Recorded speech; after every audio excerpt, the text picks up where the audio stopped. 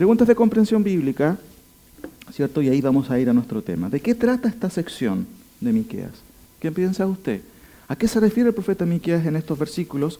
Esta mañana vamos a ver hasta el 5, ¿cierto? Capítulo 5, versículo 1, pero vamos a tratar primero la primera parte de esta sección, que son los versículos 1 al 8, porque el versículo 9 hasta el 5, o el versículo 1 del capítulo 5 es una segunda parte. Ahora, ¿de qué trata esta nueva sección de Miqueas? ¿Cuál es la idea esencial de todo este párrafo? Y quiero que veamos esta mañana 13 aspectos que Miqueas menciona aquí, ¿cierto? Refiriéndose a este tiempo, a esta perspectiva que trata de comunicarnos con respecto a lo que va a acontecer.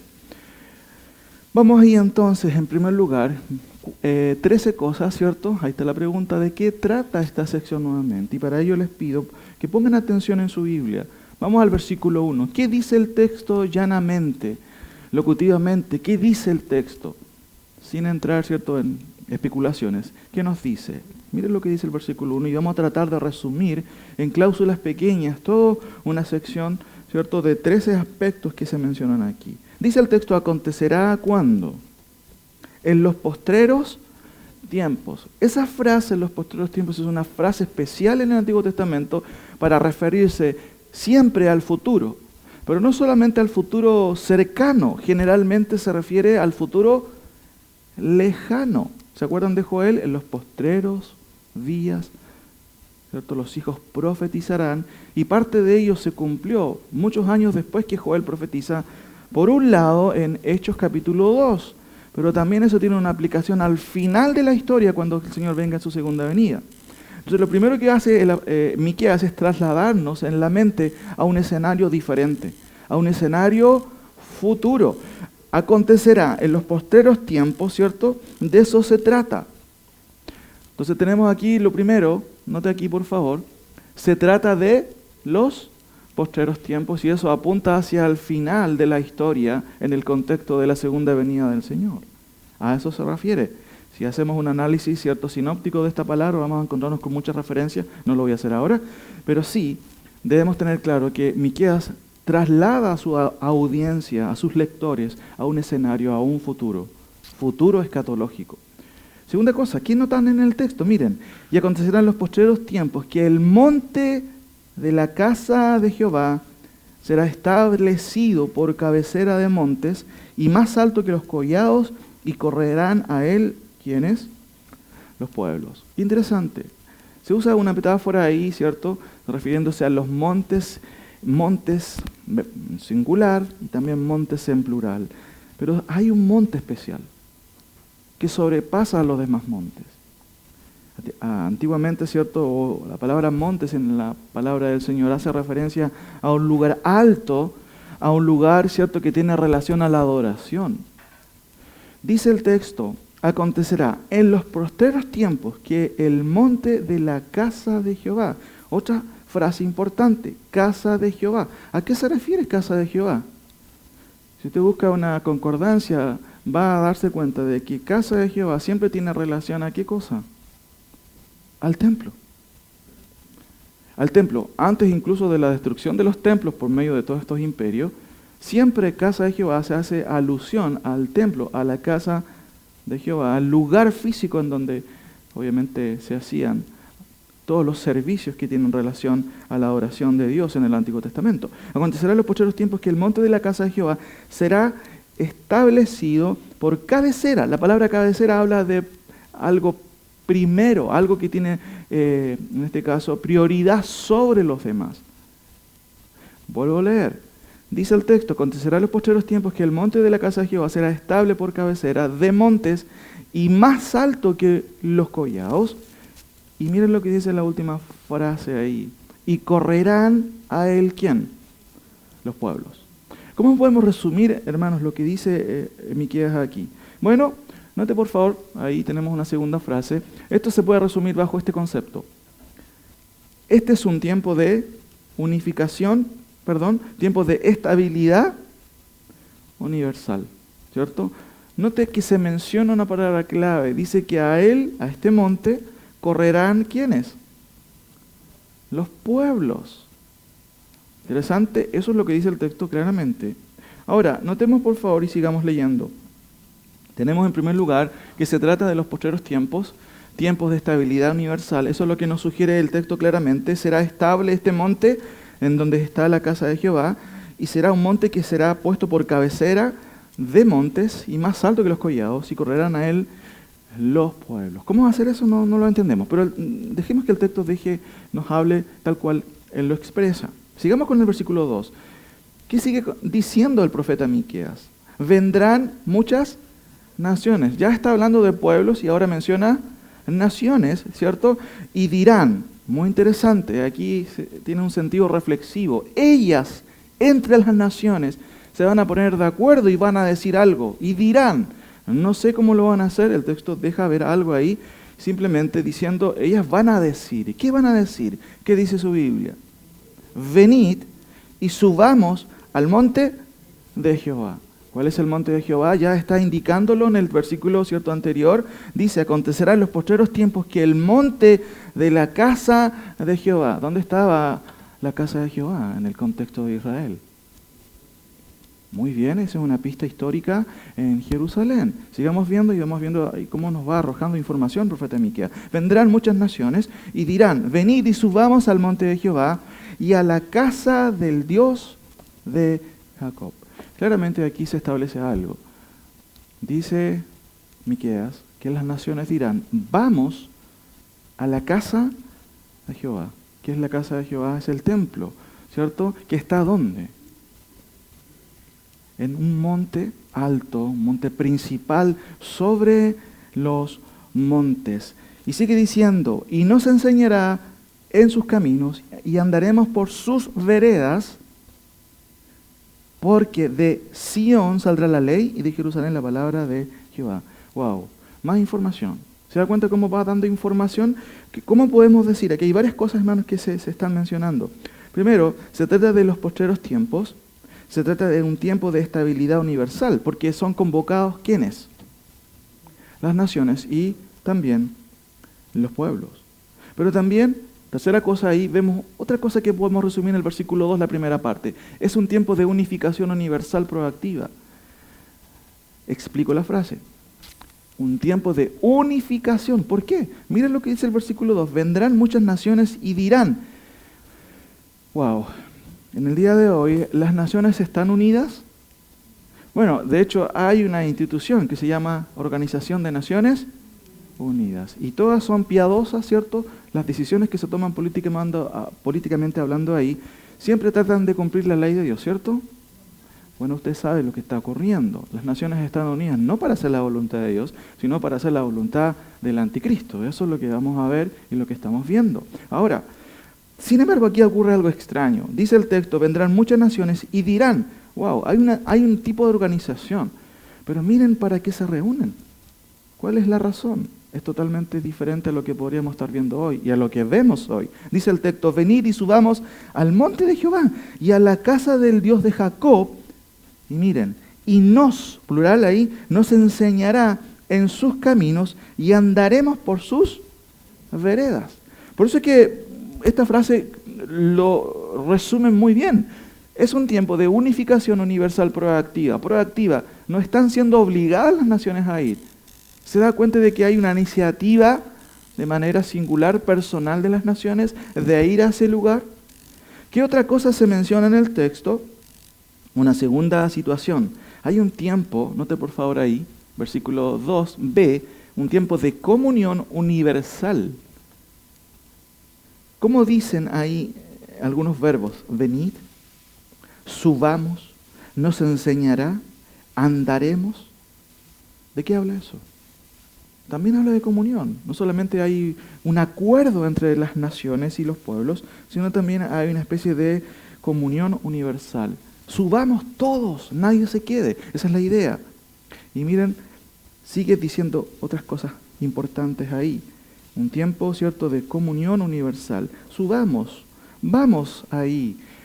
Nos enseñará sus caminos. Andaremos por sus veredas.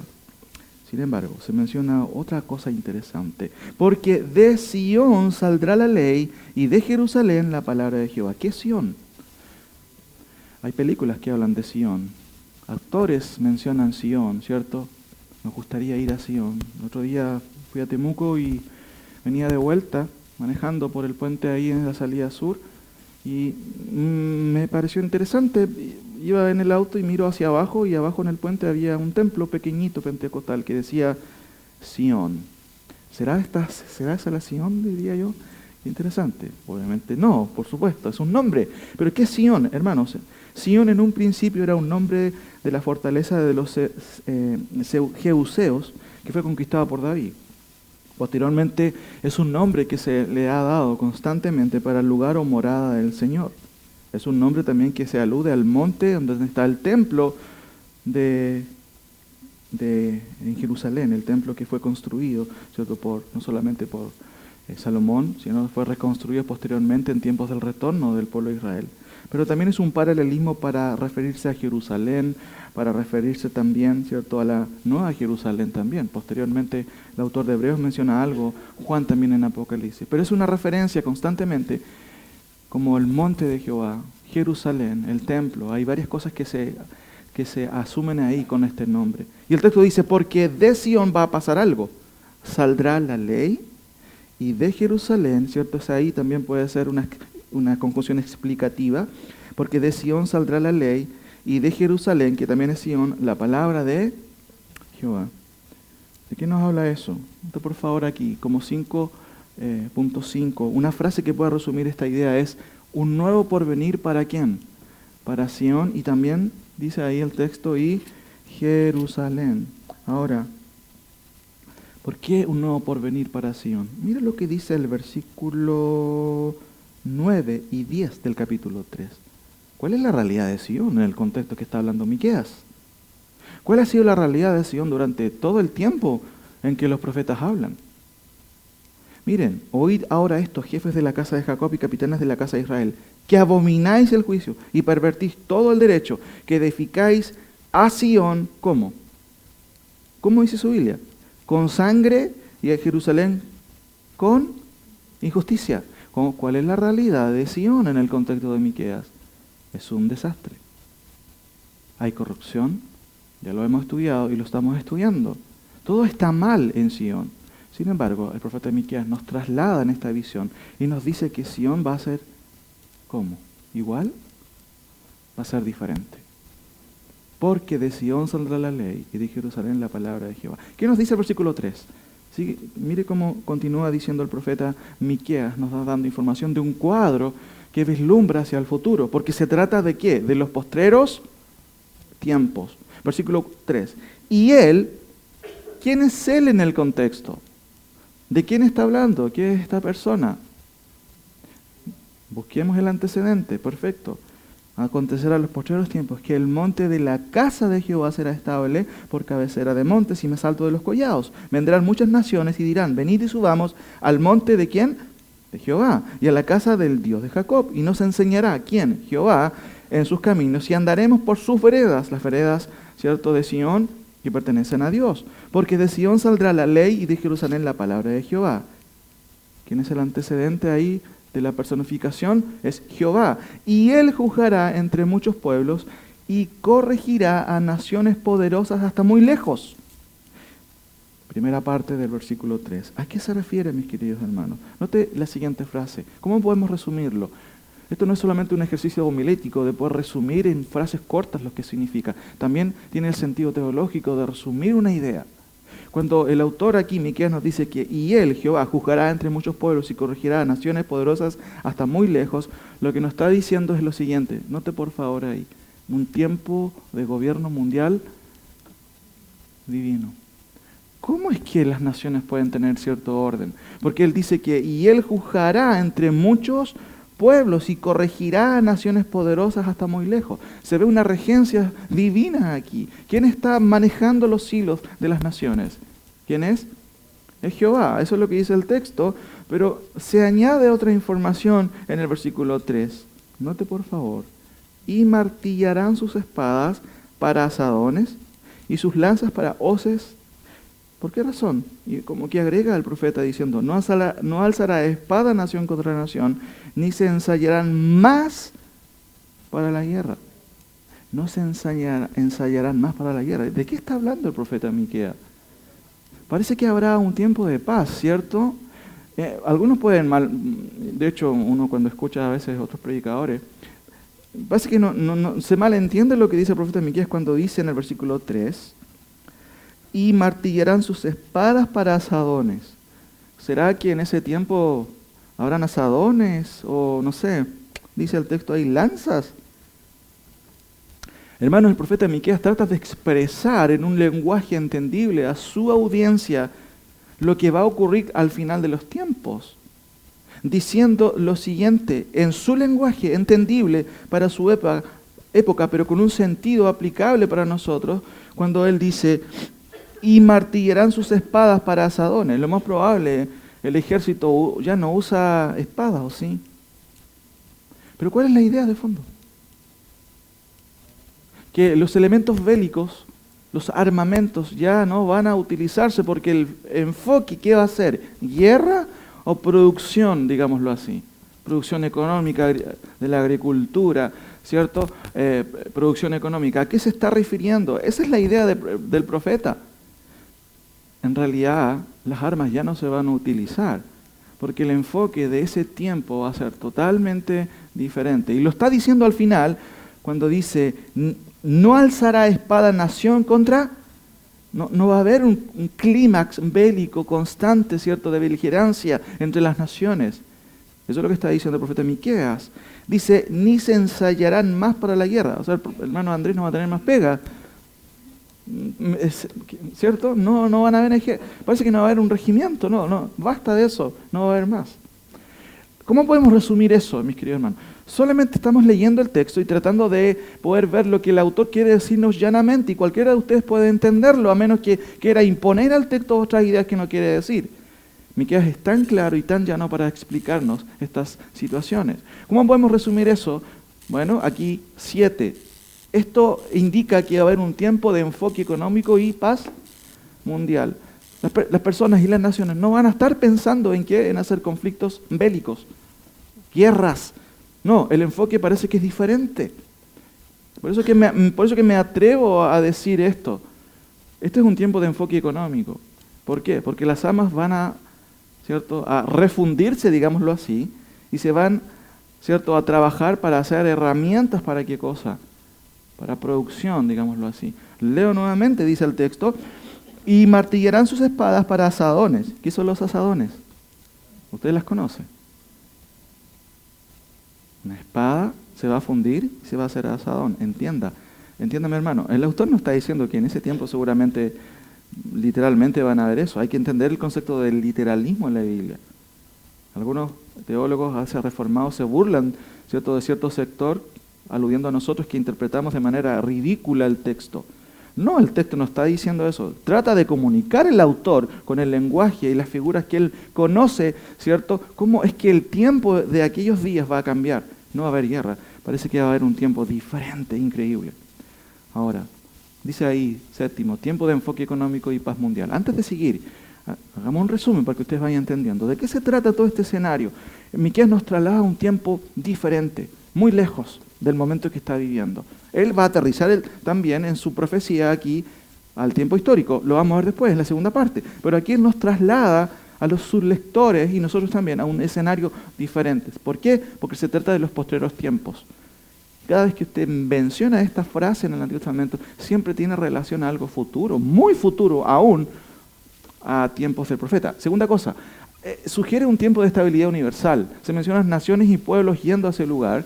Tiempo de unificación universal proactiva. Hay una cosa interesante, las naciones se dicen entre ellas, vamos, ¿a dónde? A la casa de Jehová. Vamos a ese lugar. Él nos enseñará. Sigamos. El punto 5. Hay un tiempo, ¿cierto?, de comunión universal. 4. Hay un nuevo porvenir para Sion y Jerusalén. Recuerde, Sion es un desastre en el contexto del profeta Miqueas. Desde que la nación, ¿cierto?, es nación, en vez de subir, ¿cierto?, en santificación, Israel ha bajado, ¿cierto?, en pecados horrendos ante los ojos de Dios. Y Sion, que debería ser la casa del Señor, el lugar, ¿cierto?, diferente es un desastre. Pero el profeta Miqueas nos dice algo interesante. Dice, porque de Sion saldrá la ley y de Jerusalén la palabra de Jehová. Tenemos el punto número 7. También es un tiempo de gobierno mundial divino. ¿Cómo es un tiempo de gobierno divino? ¿Por qué razón? Mire lo que dice el texto, vuelvo a repetir. Él juzgará. El concepto de juzgar no solamente tiene que ver con juicio, tiene que ver con separar las cosas. Tiene un énfasis regente de lo que hace un rey, de lo que hace una persona que gobierna. Y el versículo 3 es tan claro en decirnos, y él juzgará entre muchos pueblos y corregirá a naciones poderosas hasta muy lejos. Punto 7, es un tiempo de enfoque económico y paz mundial. Algo sucede. La gente ya no se prepara para la guerra, sino usa sus herramientas bélicas como herramientas de producción. Eso es lo que dice el texto. Versículo 4. Subraya aún más lo que está diciendo. Note ahí. Y se sentará cada uno debajo de su vid. También usa un lenguaje entendible para sus contemporáneos. Dice, y se sentará cada uno debajo de su vid. Y debajo de su higuera, árboles comunes en ese contexto, ¿cierto? Y no habrá quien ¿qué dice su Biblia? Los amedrente. ¿Por qué razón no hay nadie que los amedrente? ¿Qué es lo que está diciendo en el texto? Hay un tiempo diferente, un escenario diferente, ya no se preparan para la guerra. Entonces, si no se preparan para la guerra, ¿puede haber cierta tranquilidad? Por supuesto, y el texto lo está diciendo, y se sentará cada uno debajo de su vid y debajo de su higuera, y no habrá quien los amedrente. ¿Por qué razón, Miqueas? ¿Por qué no va a haber alguien que los amedrente? ¿Qué dice la segunda parte de este versículo de acuerdo a lo que usted está leyendo? Porque la boca de Jehová de los ejércitos lo ha hablado. ¿A quién se le ocurren estas ideas? Podemos decir. ¿A quién? ¿Algún teólogo dispensacionalista? Dice el texto, porque Jehová de los ejércitos, esta es una frase muy técnica, de hecho la vimos en los primeros estudios de los profetas. Jehová de los ejércitos está refiriéndose a quien tiene el control de todo el mundo. Ese es Jehová. Jehová de los ejércitos, el que va a arreglar toda la situación. Porque Él lo ha hablado. Hermano, hasta aquí, ¿cómo entendemos estas referencias? ¿A qué se refieren? Voy a concluir eso después, o subrayando a qué se refiere, pero el texto mismo es tan claro en explicarnos algunas cosas. Versículo 5, dice ahí Miqueas, retomando o resumiendo la voz del pueblo de Israel. Miren, él toma el micrófono y en nombre de Israel dice, aunque todos los pueblos anden cada uno en el nombre de su Dios, nosotros, ese plural, ¿cierto?, se refiere a Miqueas y a su pueblo, al pueblo de Miqueas. ¿Cuál es el pueblo de Miqueas? ¿Asiria? ¿Babilonia? ¿Quién es el pueblo de Miqueas? Perfecto, Israel. Aunque todos los pueblos anden cada uno en el nombre de su Dios, nosotros con todo andaremos en el nombre de Jehová, nuestro Dios, eternamente y para siempre. Cualquier lector podría decir, contemporáneo, Miqueas, por favor, córtala. ¿Cómo estás diciendo eso? ¿Te das cuenta de que Israel es un desastre? Y tú estás diciendo de que nosotros vamos a andar de acuerdo a su ley. Y dice el texto ahí, aunque anden todos los demás detrás de sus dioses falsos, nosotros con todo andaremos en el nombre de Jehová, nuestro Dios, eternamente y para siempre. Esto es como que un presidente hoy de cualquier país, incluso nuestro, diga, de aquí en adelante Chile y los habitantes se van a comportar. El ejército de la primera línea va a volver, se va a arrepentir y va a portarse bien. No sé si me entienden la idea. Imagínense lo que escuchan los contemporáneos de Miqueas. Miqueas, por favor, ¿qué estás diciendo? Ahora, hay algo interesante que puede ser malentendido en el texto. Miqueas no está diciendo que en esta época, que es totalmente increíble y diferente, van a haber pueblos detrás de dioses falsos. No se confunda, no está diciendo eso el profeta. Eso es lo que se conoce como una prótesis en cierto sentido, es un supuesto, porque el énfasis está en la segunda parte. Si llegara a suceder que los pueblos van detrás de esos dioses, nosotros jamás. Nosotros andaremos en pos ¿de quién? De Jehová. No está diciendo que va a ocurrir un desastre idolátrico en ese tiempo. No. Lo está describiendo un escenario diferente en donde los pueblos y las naciones se reúnen ellas y dicen, ¿qué cosa? Venid y subamos al monte de Jehová. No está diciendo y contradiciendo, no. Es una figura para decir, miren, ¿cómo te explico, Señor, que nosotros vamos a andar en tu ley? Ok. Si las naciones llegaran a andar en tras de sus dioses, nosotros no lo haremos así. Como dice el texto, nosotros con todo andaremos en el nombre de Jehová, nuestro Dios, eternamente y para siempre. Evidentemente este párrafo está hablando de un escenario diferente, porque en el contexto que está predicando Miqueas, ¿cómo anda la nación? Hermanos, es un desastre. Es un desastre, lo veíamos en el tema anterior. ¿Qué hacen sus príncipes? ¿Qué hacen los príncipes de Jacob y los jefes de Jacob? ¿Qué hacen? Son corruptos. ¿Qué hace la clase religiosa? Sacerdotes y profetas. Lo mismo, son corruptos todos, idolátricos, rebeldes ante Dios. Pero Miqueas nos da un escenario que yo trato de ponerme en el papel de Miqueas y de muchos contemporáneos, y seguramente, insisto, muchos dijeron, Miqueas, ¿qué estás diciendo, Miqueas? ¿No estás viendo, Miqueas, cómo anda el pueblo? Pero, ¿cómo se vislumbra este escenario futuro? A un pueblo, diferente, que al parecer se somete ¿a quién? A su Dios. ¿Cómo podemos definir esto? Punto 8. Parece que es un tiempo de progreso y paz civil estable, ¿cierto? Eso es lo que nos dice, obviamente, en los versículos que estamos viendo, pero también aquí parece que es un tiempo de conversión nacional de Israel.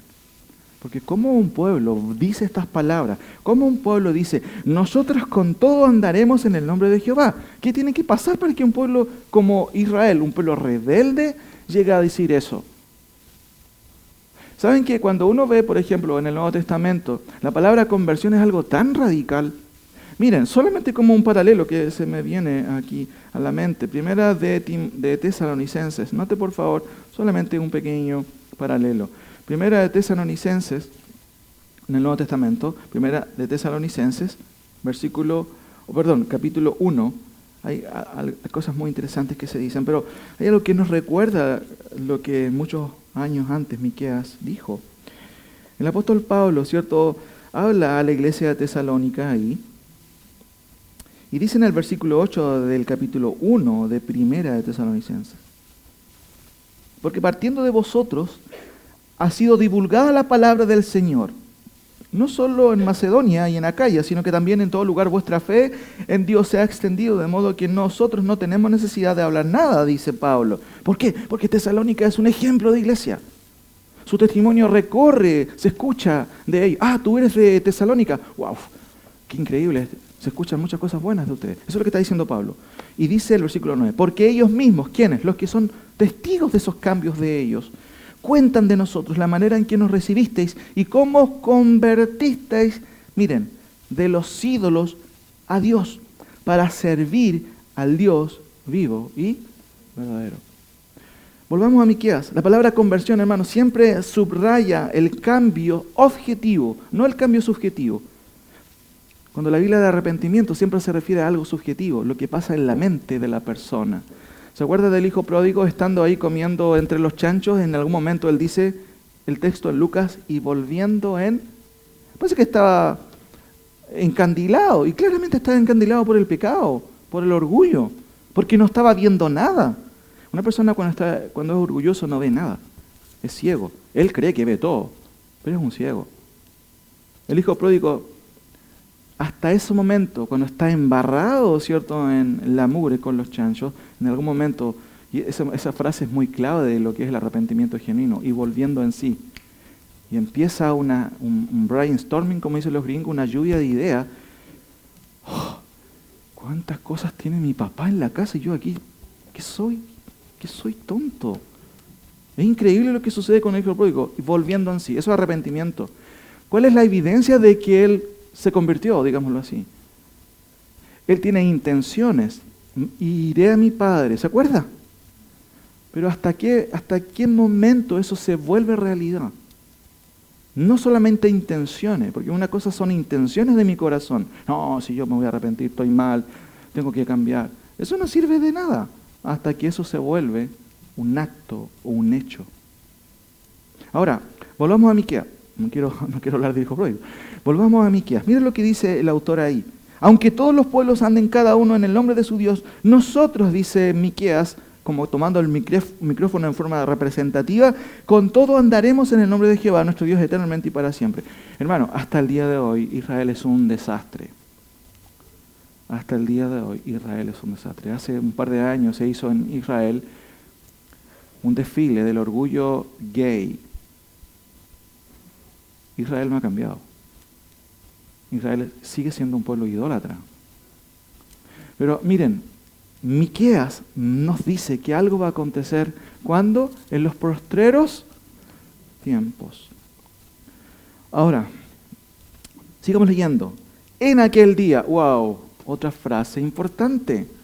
Dice el texto, acontecerá en los postreros tiempos, pero aquí en el 6 me ayuda el autor a decirme que en aquel tiempo siempre o aquel día es una referencia escatológica. Revise todos los profetas y se va a dar cuenta que siempre que se usa esta frase, sin duda se refiere a veces, muy pocas veces, a un tiempo quizás cercano, histórico, pero cada vez que se usa esta frase siempre el autor nos traslada a un tiempo futuro, no solo futuro en sus días, sino un tiempo escatológico. Y dice el texto, en aquel día dice Jehová, wow, miren lo que dice el texto, lea ahí, juntaré la que cojea. No está hablando de las hermanas que cogían, por favor, no está hablando de eso. Se refiere espiritualmente al pueblo de Israel que cojea espiritualmente. Dice el texto, en aquel día, dice Jehová, juntaré, reuniré la que cojea y recogeré la descarriada y a la que afligí. Qué interesante, ese tiempo verbal está en pasado. ¿Por qué razón? ¿Por qué dice recogeré a la que afligí? Hermanos, hay un tiempo en que Dios va a tratar con Israel de manera potente, de manera radical. Y ese es el tiempo del día de Jehová. Pero aquí lo ve como pasado. Voy a recoger a la que afligí. Pero también el texto menciona, vuelvo a repetir, subrayar nuevamente, en aquel día, dice Jehová, juntaré a la que cojea y recogeré la descarriada y a la que afligí. Hermanos, ¿a quién creen que se está refiriendo el profeta Miqueas con estas explicaciones? ¿A quién creen ustedes? El versículo 6 nos habla, y podemos resumir el versículo 6 de esta manera. Note aquí, por favor. Es un tiempo en donde Dios, ¿cierto? Es un tiempo de reunión de la coja, de la descarriada y de la afligida. Dios las reúne.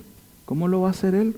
Bueno, Él tiene poder para hacerlo, Él sabe hacerlo, pero el profeta Miqueas nos dice eso. Sigo leyendo el texto, dice ahí, en aquel día, dice Jehová, juntaré la que cojea y recogeré la descarriada y a la que afligí, y pondré a la coja como remanente y a la descarriada como nación robusta. Y Jehová reinará sobre los dos grupos, sobre ellos, ¿dónde? En el monte de Sión, desde ahora y para siempre. Ahora, antes de terminar el versículo 8 y concluir esta primera parte, ¿cómo podemos resumir esto? Note por favor aquí una segunda cosa. El versículo 6.10, podemos resumirlo de la siguiente manera. Dios reúne a la coja, la descarriada y la afligida. ¿A quién se refiere? A Israel. Judá e Israel. Ambas cojearon. Ambas se descarriaron, pero el profeta trata de describir, ¿cierto?, la conducta de ambas tribus, de ambas, valga la redundancia, tribus que se separaron. Judá fue un poco más correcta, pero fue corrupta igual. Cogió con respecto a las normas de Dios, cogió con respecto a la ley de Dios. Es una buena pregunta. ¿Y usted cómo anda? ¿Usted cojea con respecto a los mandamientos de Dios? ¿Se descarrila como el tren? Porque lo que está diciendo Miqueas aquí es que esta nación, wow, no caminó bien. Y miren qué interesante, porque en el contexto nos está diciendo que naciones también van a caminar por sus veredas, por las veredas de Sión. Ahora, vuelvo al versículo 6 para poder resumir algunas ideas. Reunión de la coja. Es un tiempo de reunión de la coja, de la descarriada y la afligida. Punto 11, ¿cierto? Es un tiempo de restauración de la coja y de la descarriada. Restauración. ¿Ha escuchado esta palabra antes los profetas? Miren, vuelvo a leer. En aquel día, al tiro nos remite a un clímax dentro del contexto del día de Jehová. En aquel día ocurren varias cosas. Israel, cierto, es perseguida, es sitiada por naciones, pero también es salvada y restaurada por Dios. Dice el texto, en aquel día dice Jehová, juntaré a la que cojea, recogeré a la descarriada y a la que afligí, y pondré a la coja como remanente. ¿Qué está hablando? Está hablando de que está siendo afligida, pero ahora pasa una segunda etapa, está siendo restaurada. Dice el texto, y pondré a la coja como remanente, ¿cierto? Y a la descarriada como nación robusta. Son aspectos positivos, aspectos que subrayan una restauración. El profeta no nos dice más, solamente nos dice esto. Y sigue diciendo, y Jehová va a hacer algo en el texto, versículo 7. ¿Qué va a hacer Jehová? ¿Qué dice su Biblia? Y Jehová reinará ¿sobre quién? ¿Quién es el contexto? ¿Quiénes son ellos? La coja, la descarriada. Sabemos a quién se refiere el profeta Miqueas con la coja y la descarriada. Es Israel. ¿Andan en la ley de Dios? No andan en la ley de Dios. ¿Cómo son sus príncipes y sus jefes?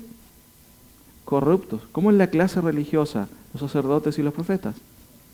También corruptos.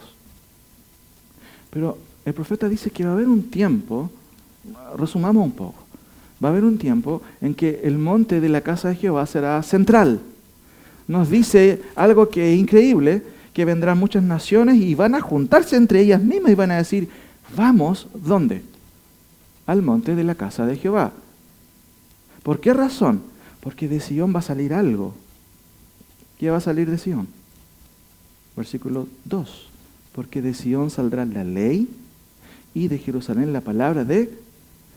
miren, pongan atención, las naciones están diciendo eso. No es el pueblo escogido de Dios Israel. Las naciones están diciendo, vamos, es que va a salir la ley de allá, de la casa de Jehová, de Sion, vamos. Hermano, entienda esto. Desde el punto de vista de la realidad, ¿las naciones están esperando escuchar la ley de Dios? Eso lo ve usted. ¿Qué vemos nosotros? Constantemente una tendencia de alejarse de todo lo que tenga que ver con Dios. Ahora, y pondré a la coja como remanente y la descarriada como nación robusta, y Jehová reinará sobre ellos. ¿Dónde? ¿Dónde va a reinar Jehová? ¿Qué dice su Biblia? Léalo por favor. En el monte de Sión. Desde ahora y para siempre.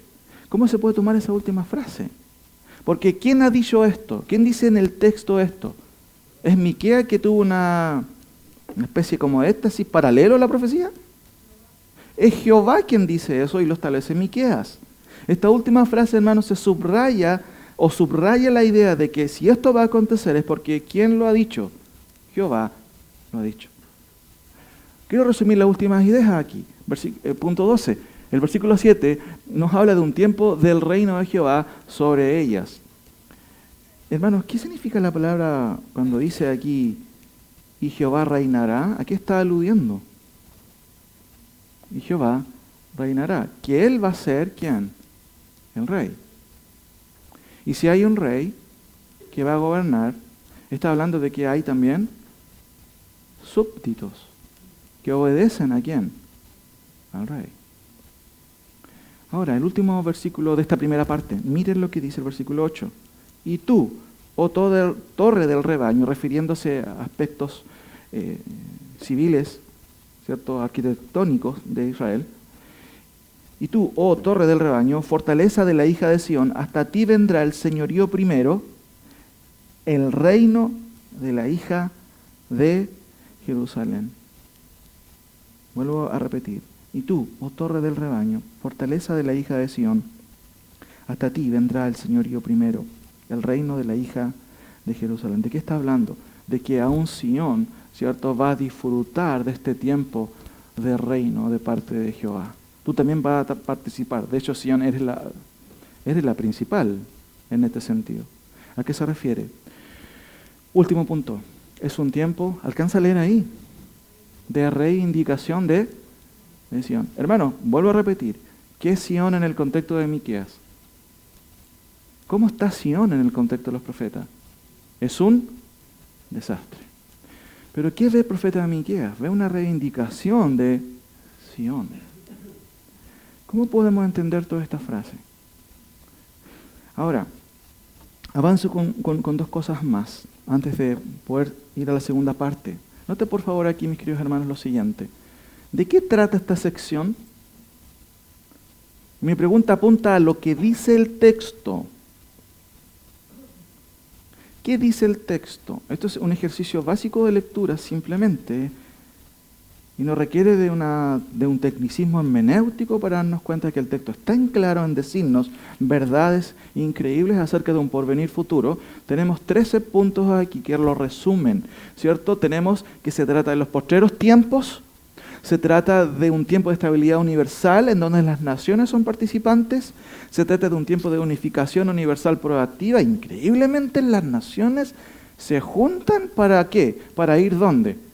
A Sion, a buscar la ley de Dios. Es un tiempo de comunión universal, subamos, nadie está obligando a las naciones a que lo hagan, ellas mismas se ponen de acuerdo. Es un nuevo tiempo, un porvenir para Sion y Jerusalén, diferente al que están viviendo ellos en el contexto de Miqueas. Es un tiempo de gobierno mundial divino, porque ¿quién reina? De acuerdo al texto, Jehová, ¿cierto? Es un tiempo también de progreso y paz civil. ¿Qué hacen? ¿Se fabrican más armas? No, se olvida ese enfoque bélico y se transforman las armas en herramientas. Es un tiempo diferente, increíble y de paz mundial. Es un tiempo de conversión nacional de Israel, como nunca ha acontecido. Es un tiempo en donde la coja, la descarriada y la afligida son restauradas por Jehová. Es un tiempo del reino de Jehová sobre ellas y es un tiempo de reivindicación. ¿De quién? De Sion. Eso dice el texto. ¿Está de acuerdo conmigo? No he tratado de imponer al texto algunas ideas ajenas. He leído el texto y he tratado de explicar el texto tal cual el profeta quiere y quiso que sus lectores entendieran. Ahora, note por favor la segunda pregunta. Ahí tenemos la pregunta. ¿De qué se trata esta sección? Es claro el texto lo que dice. Segunda pregunta. Dice ahí, ¿de qué se trata esta sección? Porque esta pregunta tiene que ver con lo que significa el texto. ¿El texto es claro en explicarse? Clarísimo. Pero ¿a qué se refiere el texto? ¿Cuál es su significado escatológico? Hermanos, miren, noten por favor la siguiente imagen. Detrás de eso escondo algo, escondo un concepto. Y ustedes lo van a descubrir. Y ustedes le van a poner nombre a este sermón. ¿Sabían eso? Increíble. En nuestra iglesia la gente, los hermanos ponen el nombre al sermón. Ustedes lo van a descubrir y me van a acompañar en la lectura, simplemente en la lectura de varios pasajes más que suman lo que se conoce como teología bíblica. La teología bíblica reúne todos los pasajes que hablan de un tema. Y usted se va a dar cuenta que la mayoría de los profetas y autores bíblicos parece que fueron al mismo instituto bíblico. Y parece que tuvieron el mismo profesor de escatología. Miren, por favor, abra su Biblia y solamente lectura al siguiente pasaje. Luego de ver varios versículos, solamente lectura, voy a correr el velo de Miqueas y va a aparecer un concepto. Espero que usted lo descubra en esta lectura. Acompáñeme, por favor, a Isaías capítulo 2. Isaías capítulo 2. Solamente lectura, pero ponga mucha atención en lo que dicen estos profetas y estos otros autores. Isaías capítulo 2. Voy a leerlo yo y usted ponga atención. Sígame por favor ahí al pie de la letra. Mire lo que dice Isaías. Pregunta, recuerde, Miqueas es un profeta que está profetizando en el pueblo. Pero, ¿y qué es de Isaías? ¿Dónde está profetizando? ¿Se acuerda? Mientras Miqueas lo hace en el pueblo, Isaías lo hace en la corte. Y en el mismo contexto en el sur. Oseas es paralelo y contemporáneo a Isaías y él está profetizando en el norte. Pero vamos ahí. ¿Qué dice el texto? Ponga atención. Lo que vio Isaías, hijo de Amós, acerca de quién? Judá y de Jerusalén. Acontecerá cuando. ¿A dónde leí esta frase? La leyó en otra, ¿se acuerda? Pero sigamos leyendo. Acontecerá en los postreros de los tiempos que será confirmado el monte de la casa de Jehová como cabeza de ¿qué? De montes, y será exaltado sobre los collados y correrán a él todas. Déjeme explicar algo. No quiero explicarlo. Dije que quería leerlo solamente. ¿Qué son las naciones? La pregunta es como obvia. ¿Qué son las naciones? Son naciones, son pueblos. Sigamos leyendo. Y vendrán muchos pueblos y dirán, venid y subamos ¿dónde? Y nos enseñará sus caminos y caminaremos por sus sendas, porque de Sión saldrá, ¿qué cosa? Y de Jerusalén la palabra de Jehová. Y juzgará, ¿quién? Jehová, entre las naciones, y reprenderá a muchos pueblos, y volverán sus espadas en rejas de arado, y sus lanzas en hoces. No alzará espada nación contra nación, ni se adiestrarán más para la guerra. ¿Dónde hemos leído esto? ¿Se da cuenta que Miqueas fue a la misma clase de Isaías o no? Sigamos leyendo. Solamente dije que iba a hacer lectura. Acompáñame a Sofonías. Sofonías capítulo 3. Sofonías, profetas menores. Sofonías capítulo 3. Tiene Nahum, tiene Miqueas, Nahum, Habacuc y Sofonías. Sofonías capítulo 3, versículo 11 al 20. Solo lectura. Sofonías capítulo 3, del 11 al 20. Vamos a estudiar también a este profeta. No ahora, pero vamos a llegar a este profeta. Solo déjeme leerle. Ponga atención. En aquel día, ¿qué frase más importante? La hemos escuchado antes. No serás avergonzada por ninguna de tus obras. ¿A quién se refiere? A Israel. Con que te rebelaste contra mí, porque entonces quitaré de medio de ti a los que se alegran en tu soberbia y nunca más te ensorbecerás en mi santo monte. Y dejaré en medio de ti un pueblo humilde y pobre, el cual confiará en el nombre de Jehová, el remanente de Israel. No hará injusticia, ni dirá mentira, ni en boca de ellos se hallará lengua engañosa, porque ellos serán apacentados y dormirán, y no habrá quien los atemorice. Canta, oh hija de Sión, da voces de júbilo, Israel, gózate y regocíjate de todo corazón, hija de Jerusalén. Jehová ha apartado tus juicios, ha echado fuera tus enemigos. Jehová es rey de Israel en medio de ti, nunca más verás el mal. En aquel tiempo se dirá a Jerusalén, no temas, Sión, no se debilite en tus manos. Jehová está en medio de ti, poderoso, Él salvará, se gozará sobre ti con alegría, callará de amor, se regocijará sobre ti con cánticos. Reuniré a los fastidiados por causa del largo tiempo. Tuyos fueron para quienes el oprobio de ella era una carga. He aquí, en aquel tiempo, otra frase importante, yo apremiaré a todos tus opresores y salvaré ¿a quién? ¿A dónde leímos esto? Sigo leyendo. Y recogeré a la descarriada y os pondré por alabanza y por renombre solamente en Jerusalén. ¿Qué dice su Biblia? Sigo leyendo. En aquel tiempo yo os traeré, en aquel tiempo os reuniré yo, dice el texto enfático en el texto hebreo, pues os pondré para renombre y para alabanza entre todos los pueblos de la tierra, cuando levante vuestro cautiverio delante de vuestros ojos, dice Jehová. Acompáñenme ahora, por favor, a Salmo 132. Salmo 132.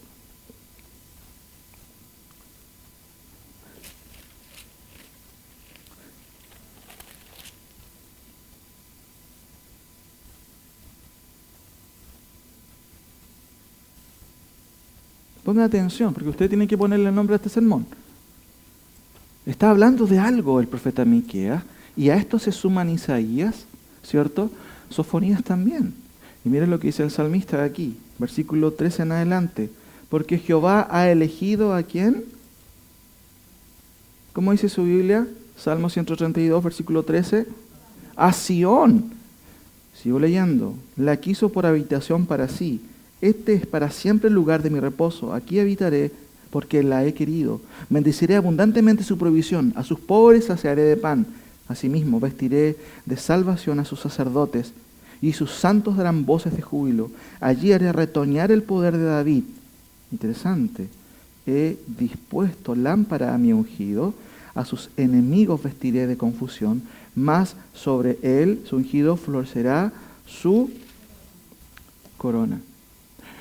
Acompáñenme por favor a Salmos 2. Salmos 2. Es un salmo mesiánico. Salmos 2. Este salmo es increíble porque revela varias cosas.